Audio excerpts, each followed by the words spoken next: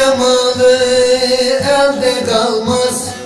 Çoklama ki çok benim, yediğim bir lokma ekmek, yeme her gün tok benim. El emeğim, alın teri, çalış kazan sen değil. Harama göz dikmişsin sen, ateşi ver yak benim. Harama göz dikmişsin sen, ateşi ver yak benim.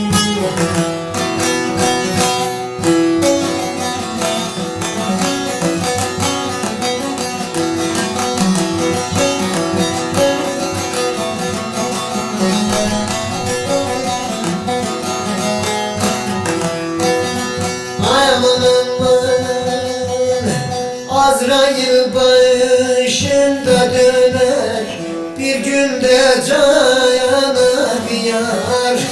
Ölmeden biçilir kefeyin, cesedin hoca yer. Toplanıp konu komşu, götürüp kabre koyar. Gelip giden misafirler, yerler ki yok mu?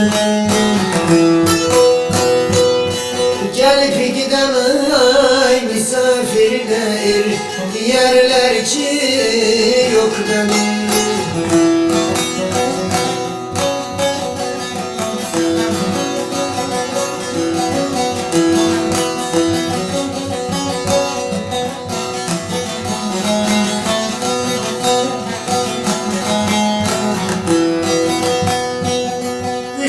Yıllık yolu Mehmet aşıp da yorulanda, bin bir ayak bir aradayı arasat sarılanda.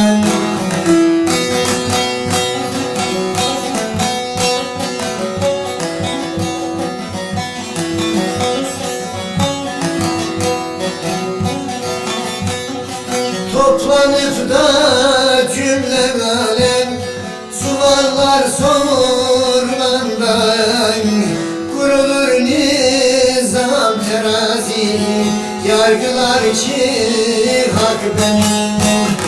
Kurulur nizam terazi, yargılar ki hak benim.